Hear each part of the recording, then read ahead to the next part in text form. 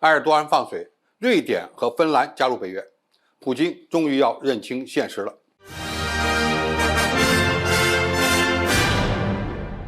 观众朋友、网友朋友，大家好，我是付前少。普京在乌克兰发起特别军事行动，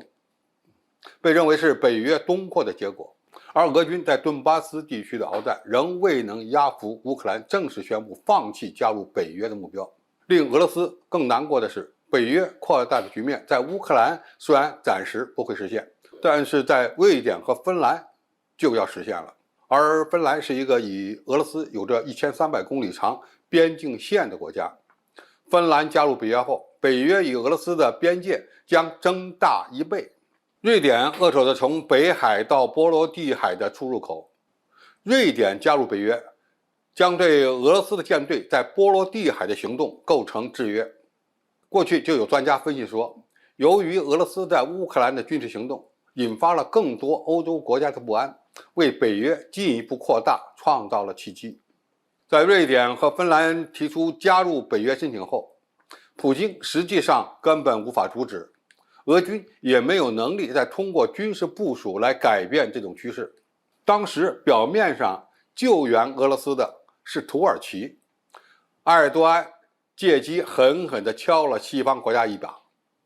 然而埃尔多安的放水也随之而来。在土耳其、瑞典和芬兰3国政府首脑与北约秘书长斯托尔滕贝格进行谈判之后，3国政府已经签署了一份3边协议。土耳其撤回了否决瑞典和芬兰2国加入北约的决议，同意上述2国加入北约。也就是说，瑞典和芬兰在支持库尔德人的问题上做出了退让。土耳其呢，也随后允许2国加入北约。埃尔多安为在叙利亚北部库尔德人地区的开战赢得了更好的外部环境。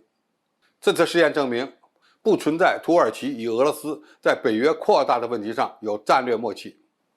土耳其根本就不反对北约东扩。如果我们再结合北约计划将快速反应部队扩大到30万人，那么俄罗斯在未来将不得不面对更加残酷的现实。首先，存在着一个虽然没有加入北约，但是其军队已经北约化的乌克兰，而且在很长的一段时间内，乌军会与俄军持续作战。第二，北约与俄罗斯的边境线现在是扩大了1倍，俄罗斯面临的威胁不是变小了，而是变大了。第三，针对北约30万常规兵力的威胁，俄军有可能不得不加强其常规军力的建设，但是其经济实力目前又跟不上。第四，过去呈现出分裂趋势的北约国家，现在呢变得更团结了，不排除北约进一步扩大的可能。那么俄罗斯还有什么更好的应对办法吗？从目前来看，俄罗斯最好的办法估计也就是要高举核大棒来保证它自身的安全了。从目前情况看，俄罗斯最近决定向白俄罗斯部署核武器，以应对立陶宛方面的挑衅和战略压力，这可能就是一个路子。